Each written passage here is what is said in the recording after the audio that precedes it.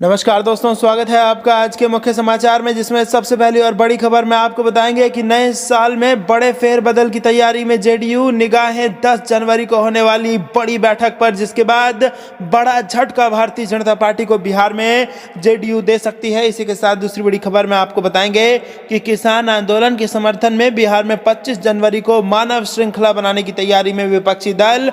और तीसरी बड़ी खबर में जिक्र होगा कि बिहार में एक और शुगर मिल बंद। तेजस्वी यादव बोले कि हमने और खुलवाने का वादा किया था, पर नीतीश ने बंद करवा दिया। दोस्तों, और एक खबर की गहराई में आपको ले जाएंगे, लेकिन उससे पहले अगर आपको भी ऐसा लगता है कि बिहार में बदलेगी सरकार, तो आप अभी इस वीडियो को लाइक कीजिए और इस लाल बटन को दबा के इस चैनल को फ्री में सब्सक्राइब करके घंटी बजाकर कमेंट में लिखिए जय हिंद। दोस्तों, रुक करते हैं तमाम बड़ी खबरों की तरफ। नए साल में बड़े फेरबदल की तैयारी में जेडीयू। निगाहें 10 जनवरी को होने वाली बैठक पर। जी हां दोस्तों, राष्ट्रीय नेतृत्व में हुए बदलाव के बाद अब 10 जनवरी को जेडीयू की राज्य कार्यकारिणी एवं राजद परिषद की संयुक्त बैठक होने वाली है। इस बैठक पर बिहार के तमाम सियासी दलों की निगाहें टिकी हुई हैं। वजह साफ है, राष्ट्रीय कार्यकारिणी में जिस तरीके से नीतीश कुमार ने राष्ट्रीय अध्यक्ष का पद छोड़कर आरसीपी सिंह को राष्ट्रीय अध्यक्ष बना दिया, उसी के बाद से बिहार में भी जेडीयू में बदलाव के संकेत हैं। सूत्र यह भी बताते हैं कि राज्य कार्यकारिणी में भी बड़ा फेरबदल हो सकता है। इसके तहत कई पुराने चेहरों को हटाकर नए चेहरों को लाया जा सकता है। इस बैठक की अध्यक्षता प्रदेश अध्यक्ष वशिष्ठ नारायण सिंह करेंगे और इस बैठक में मुख्यमंत्री नीतीश कुमार एवं राष्ट्रीय अध्यक्ष रामचंद्र सिंह यानी आरसीपी सिंह भी उपस्थित रहेंगे। इस बैठक में राज्य कार्यकारिणी और राज्य परिषद के सभी सदस्यों के साथ साथ पार्टी के लोकसभा एवं राज्यसभा के सभी सांसद, विधायक, विधान परिषद, क्षेत्रीय प्रभारी, बिहार से राष्ट्रीय परिषद के सभी सदस्य, प्रकोष्ठ के प्रदेश अध्यक्ष एवं प्रदेश प्रवक्ताओं के साथ साथ ही विधानसभा चुनाव में पार्टी के पराजित उम्मीदवारों को भी बुलाया गया है। नए साल में हो रही इस बैठक को महत्वपूर्ण माना जा रहा है। बैठक को लेकर प्रदेश अध्यक्ष वशिष्ठ नारायण सिंह कहते हैं कि आने वाले समय में पार्टी और कैसे मजबूत हो, इसको लेकर यह बैठक आयोजित की जा रही है। जाहिर है, बैठक में कई सारे बिंदु पर भी चर्चा होगी। प्रदेश अध्यक्ष वशिष्ठ यह भी कहते हैं कि जाहिर सी बात है, प्रदेश कार्यकारिणी की बैठक है तो कई सारे एजेंडे तो रहेंगे ही, साथ ही कई सारे नए चेहरे को भी मौका मिल सकता है। साथ ही जिन लोगों ने चुनाव में ईमानदारी से काम किया है, उन्हें पार्टी आगे बढ़ाएगी, और जिन लोगों ने पार्टी के अनुरूप काम नहीं किया, सब है उन पर कार्रवाई होगी। रुख करते हैं अगली खबर की तरफ। किसान आंदोलन के समर्थन में बिहार में 25 जनवरी को मानव श्रृंखला बनाने की तैयारी में विपक्षी दल। जी हां दोस्तों, बिहार में भाकपा माले ने किसान आंदोलन के समर्थन में 25 जनवरी को राज्य भर में मानव श्रृंखला बनाने की अपील महागठबंधन में शामिल दलों से की है। पार्टी के राज्य सचिव कुणाल ने इसके लिए महागठबंधन की पार्टियों कांग्रेस, राष्ट्रीय जनता दल, सीपीआई और सीपीआईएम को पत्र भी लिखा है। साथ ही कहा है कि सहमति बन गई तो महागठबंधन की बैठक बुलाकर कार्यक्रम को अंतिम रूप दिया जाएगा। पार्टी राज्य सचिव के हस्ताक्षर वाले पत्र को लेकर पार्टी नेता राजा राम व कुमार परवेज शनिवार को महागठबंधन की पार्टियों के कार्यालयों में गए और उस पर चर्चा की। कुमार परवेज ने बताया कि राजद कार्यालय में प्रदेश अध्यक्ष की अनुपस्थिति में उपाध्यक्ष तनवीर हसन, सीपीआई के राज्य सचिव राम नरेश पांडे और सीपीआईएम के वरिष्ठ नेता गणेश शंकर सिंह को पत्र सौंपकर मामले की पूरी जानकारी दी गई। माले प्रतिनिधिमंडल ने कांग्रेस दफ्तर जाकर नेताओं की अनुपस्थिति में कार्यालय सचिव को पत्र सौंपा। पत्र में माले ने कहा है, किसान आंदोलन अब देशव्यापी स्वरूप ग्रहण कर चुका है। दिल्ली के बॉर्डर पर कड़ाके की ठंड के बावजूद किसानों की संख्या लगातार बढ़ रही है। अब तक कई दर्जन किसानों की मौत भी हो चुकी है, लेकिन मोदी सरकार अपने अड़ियल रवैये पर कायम है। उनकी मांगों पर ईमानदारी पूर्वक विचार करने की बजाय वार्ता का दिखावा कर रही है और आंदोलन को बदनाम करने और उसमें फूट डालने की ही कोशिश कर रही है। रुख करते हैं अगली खबर की तरफ। बिहार में एक और शुगर मिल बंद। तेजस्वी बोले, हमने और खुलवाने का वादा किया था, पर नीतीश इन्हें ही बंद कर रहे हैं। जी हां दोस्तों, बिहार के सीतामढ़ी में रीगा चीनी मिल बंद होने पर राजद नेता तेजस्वी यादव ने कहा कि हमने नीतीश सरकार में बंद कराई गई चीनी मिलों और उद्योगों को शुरू करने का वादा किया था, लेकिन सरकार ने एक और चालू शुगर मिले को बंद करवा दिया। रीगा मिल के बंद हो जाने से इलाके के हजारों गन्ना किसानों के ऊपर बर्बादी का संकट मंडराने लगा है। रीगा चीनी मिल के बंद होने पर तेजस्वी यादव ने ट्वीट करते हुए लिखा कि ना तो यह जालिम सरकार युवाओं को नौकरी दे सकती और ना ही उद्योग धंधे स्थापित कर रोजगार के अवसर उत्पन्न कर सकती है। चीनी मिल में ताला लटकने की वजह से आसपास के किसानों को करीब 100 करोड़ का नुकसान हो सकता है। पहले ही किसानों का 80 करोड़ रुपया शुगर मिल पर बकाया है। इसकी वजह से किसानों को दोहरी मार का सामना करना पड़ सकता है। आपको बता दें कि सीतामढ़ी और शिवहर के इलाके में गन्ना एक नकदी फसल है। यहाँ के किसान सालों से गन्ना उगाकर रीगा चीनी मिल को बेचते रहे हैं। पहले तो किसानों को रीगा शुगर मिल पर गन्ने के उचित दाम भी मिल जाते थे, जिससे उनकी कमाई अच्छी हो जाती थी। हालांकि इस इलाके में कुछ किसान गन्ने की पेराई कर गुड़ भी बनाया करते थे, लेकिन अब इतनी ज्यादा मात्रा में गुड़ बना पाना ही संभव नहीं है। कभी बिहार में 37 चीनी मिलें हुआ करती थी, लेकिन आज बिहार में सिर्फ 11 मिलें ही बची हैं। एक समय बिहार देश का 40% गन्ना अकेले ही पैदा किया करता था, लेकिन अब यह आंकड़ा सिर्फ 3.20% पर आकर सिमट गया है। चीनी मिलों के बंद होने से गन्ना किसानों के अलावा वहां काम करने वाले कामगार भी प्रभावित हुए। रोजगार के चले जाने से उनकी जिंदगी भी काफी कठिन हो गई है।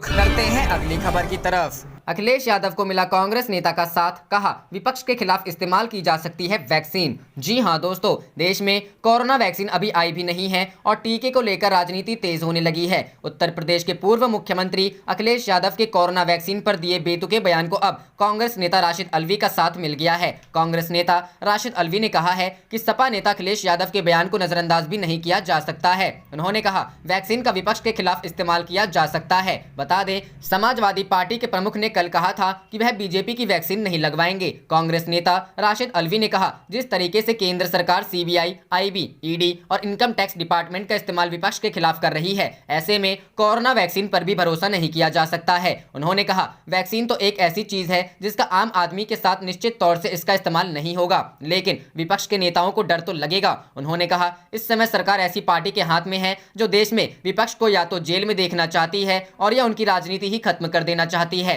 ऐसी सरकार को देखते हुए अखिलेश यादव के बयान को नजरअंदाज नहीं किया जा सकता है। बता दें कि समाजवादी पार्टी के राष्ट्रीय अध्यक्ष अखिलेश यादव ने शनिवार को लखनऊ में बड़ा बयान देते हुए कहा था कि मैं बीजेपी की कोरोना वैक्सीन नहीं लगवाऊंगा क्योंकि मुझे बीजेपी पर भरोसा नहीं है। अखिलेश ने बीजेपी पर तंज कसते हुए कहा कि जो सरकार ताली और थाली बजवा रही थी वो वैक्सीनेशन के लिए इतनी बड़ी चेन क्यों बनवा रही है, ताली और थाली से ही कोरोना को भगवा देना। उन्होंने कहा मैं अभी कोरोना वायरस की वैक्सीन नहीं लगवाऊंगा, मैं बीजेपी की वैक्सीन पर कैसे भरोसा कर सकता हूं। जब हमारी सरकार बनेगी तो सभी को मुफ्त वैक्सीन मिलेगी, हम बीजेपी की वैक्सीन नहीं लगवा सकते हैं।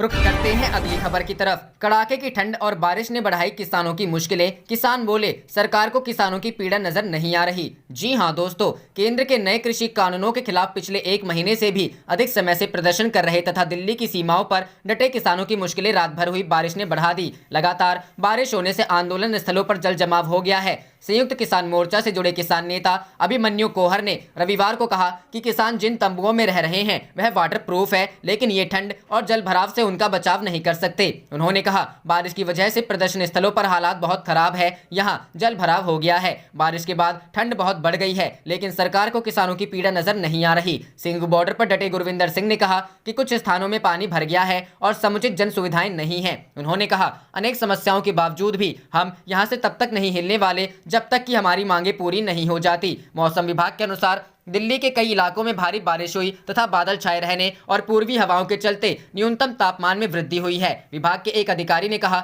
सफदरजंग वेधशाला में न्यूनतम तापमान 9.9 डिग्री सेल्सियस तथा 25 मिलीमीटर बारिश दर्ज की गई। पालम वेधशाला में न्यूनतम तापमान 11.4 डिग्री तथा 18 मिलीमीटर बरसात दर्ज की गई। 6 जनवरी तक बारिश के साथ ओले गिरने का अनुमान है। रुख करते हैं अगली खबर की तरफ। कोवैक्सीन की मंजूरी पर कांग्रेस नेता थरूर और रमेश ने उठाए सवाल, स्वास्थ्य मंत्री से मांगा स्पष्टीकरण। जी हां दोस्तों, सरकार ने स्वदेशी रूप से विकसित कोविड-19 रोधी टीके कोवैक्सीन के कुछ शर्तों के साथ आपात इस्तेमाल के लिए मंजूरी दे दी है। भारत के औषध महानियंत्रक द्वारा ऑक्सफोर्ड के टीके कोविशील्ड और भारत बायोटेक के कोवैक्सीन के सीमित आपात इस्तेमाल को मंजूरी दिए जाने के बाद कांग्रेस नेता शशि थरूर ने भी ट्वीट किया है। थरूर ने कोवैक्सीन के आपात इस्तेमाल को लेकर सवाल उठाते हुए स्वास्थ्य मंत्री डॉक्टर हर्षवर्धन से जवाब मांगा है। थरूर का ट्वीट। शशि थरूर ने ट्वीट करते हुए लिखा, कोवैक्सीन का अभी तक तीसरे चरण का परीक्षण नहीं हुआ है, स्वीकृति समय से पहले मिली है और खतरनाक हो सकती है। डॉक्टर हर्षवर्धन को स्पष्ट करना चाहिए, पूर्ण परीक्षण समाप्त होने तक इसके उपयोग से बचा जाना चाहिए था। इस दौरान भारत एस्ट्राजेनेका वैक्सीन के साथ अभियान शुरू कर सकता है। कांग्रेस नेता और पूर्व केंद्रीय मंत्री जयराम रमेश ने भी इसी तरह का सवाल उठाते हुए कहा, भारत बायोटेक प्रथम श्रेणी का उद्यम है, लेकिन यह हैरान करने वाली बात है कि चरण 3 परीक्षणों से संबंधित अंतर्राष्ट्रीय स्तर पर स्वीकृत प्रोटोकॉल कोवैक्सीन के लिए संशोधित किए जा रहे हैं। स्वास्थ्य मंत्री डॉक्टर हर्षवर्धन को इस बारे में स्पष्टीकरण देना चाहिए। आपको बता दें कि भारत के औषध महानियंत्रक ने सीरम इंस्टीट्यूट ऑफ इंडिया द्वारा निर्मित ऑक्सफोर्ड के कोविड-19 टीके कोविशील्ड और भारत बायोटेक के स्वदेश में विकसित टीके कोवैक्सीन के देश में सीमित आपात इस्तेमाल को रविवार को मंजूरी दे दी, जिससे व्यापक टीकाकरण अभियान का रास्ता साफ हो गया है। रुख करते हैं अगली खबर की तरफ। सुशील मोदी का लालू यादव पर बड़ा आरोप, मोबाइल के जरिए जेल से गिराना चाहते हैं बिहार सरकार। जी हां दोस्तों, राज्यसभा सदस्य सुशील कुमार मोदी ने एक बार फिर राजद सुप्रीमो लालू यादव पर हमला किया है। शनिवार को बिहार के पूर्व उप मुख्यमंत्री मोदी ने ट्वीट कर कहा कि बिहार में भाजपा और जेडीयू के बीच लगभग 2 दशक पुरानी दोस्ती से जलने वाले तत्वों की वजह से हमारे बीच एक बुरा दौर आया और गुजर गया। हमें जनता ने जब फिर सेवा का मौका दिया तो विपक्ष की छाती फटने लगी है। जेल से लालू दे रहे जोड़ तोड़ को बढ़ावा। उन्होंने कहा कि सजायाफ्ता लालू प्रसाद रांची रिम्स के पेइंग वार्ड से जेल नियमों का उल्लंघन कर रहे हैं। लालू मोबाइल फोन के जरिए लगातार राजद नेताओं को निर्देश देकर जोड़ तोड़ को बढ़ावा दे रहे हैं। आप देख रहे थे आपका अपना चैनल जय हिंद जय भारत।